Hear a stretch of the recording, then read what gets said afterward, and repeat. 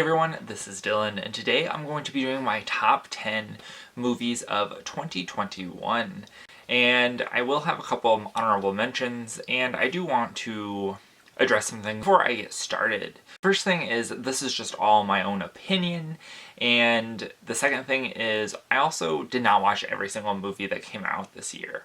And I did miss a couple of the really big movies that came out this year, so unfortunately I wasn't able to add any of those to the list, but these were all movies that I finished, that came out in 2021, and that I watched in 2021. The first honorable mention is going to go to Zack Snyder's Justice League. This was a 5 out of 5 star movie for me, and I don't know, I felt a little weird putting it on my list. So I wanted to definitely give this an honorable mention. I think that there's a lot that this movie represents that I think is great. I mean, basically this was a fan movement that created this film, and it's like unheard of. This was the first really of its kind. We've seen stuff like that happen in television where the fan reaction is so strong that they'll bring a TV show back after it's been canceled, but we haven't ever seen that happen with movies. And we really don't see very often where one director films 90% of the movie and then isn't able to finish the last half, and then another director comes in and basically scraps most of what he already had filmed and films a whole new movie. We hardly ever see that happen. There's only like one or two instances. I'm sure it's happened more, but the only thing I can think of really is Cursed, Wes Craven's Cursed, and that happening in that movie. But this whole movie came together. It's so much more fleshed out. It is really long. That's one of the only downsides, but it's significantly more fleshed out. All the characters are significantly better, and this is overall just a much better movie than the original Justice League that came out. And then the second honorable mention that I want to give is for A Quiet Place 2. Now, I really liked the first Quiet Place, and I wasn't really sure where the second part was going to go, but I ended up really enjoying this one. I thought that it was a lot of fun.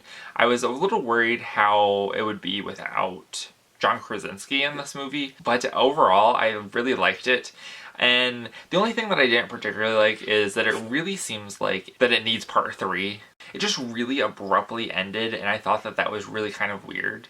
So I do look forward to seeing what part 3 has, and I definitely wanted to add this to my honorable mentions because I really did like this movie. Alright, now let's get into the top 10.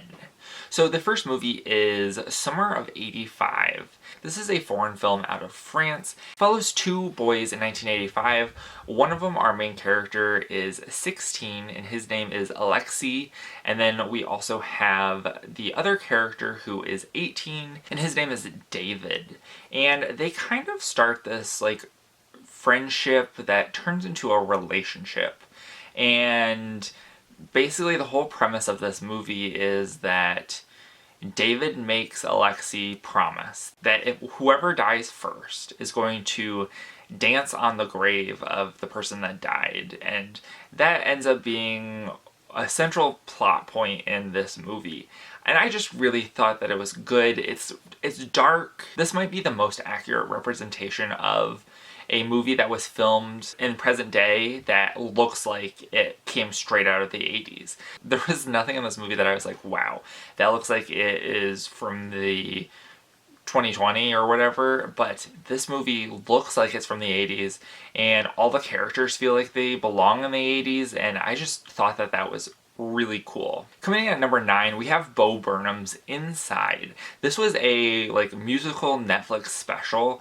This special was the perfect encapsulation of the year 2020, and the songs were all really good. The whole story flow was really good, and I just really liked this, and it was like exactly how everyone was feeling during 2020, all encapsulated into one thing, and it was really a great piece of work. And at number 8, we have maybe a little bit of a controversial choice. This is Old.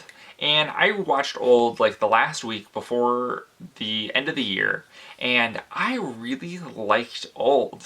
I liked most of Old, I should say, because I think that everything that happens while they're on the beach is very Cronenberg-esque, and that's cool. I love some good body horror, and what's more body horror in Cronenberg than the depiction of rapid aging?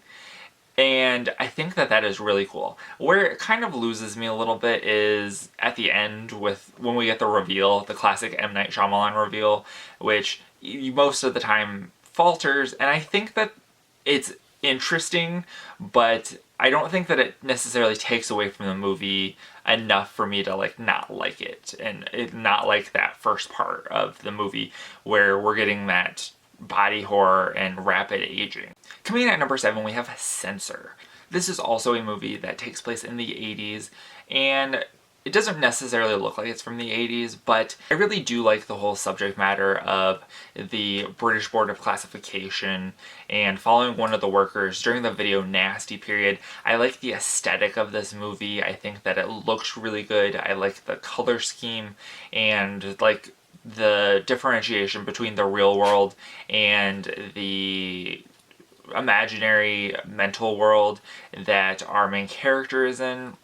And I also think that the ending of this movie has something very similar to one of my titles that are further up, but the ending is really cool, where we see this like break in reality, where we see one person's reality and then we see the actual reality of what is happening. And I think that that is really nice. Coming in at number 6, we have the Fear Street Trilogy.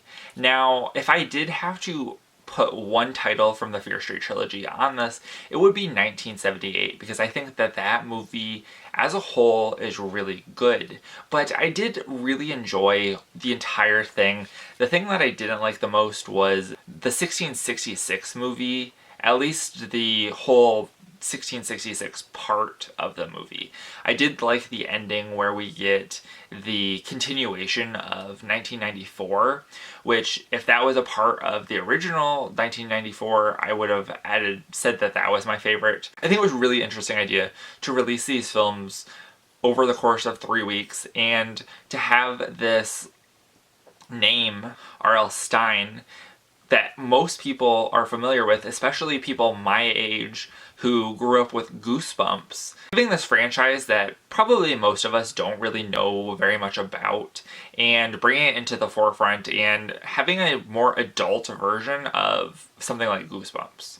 Coming in at number 5, we have Malignant. This was a really fun movie watching experience. I watched this at home on HBO Max. It was one of the day and date releases, and I didn't really know anything about it, and it was just fun. I did see the twist coming, but if you didn't see the twist coming, I think that you would be like so shocked and in awe of what was going on.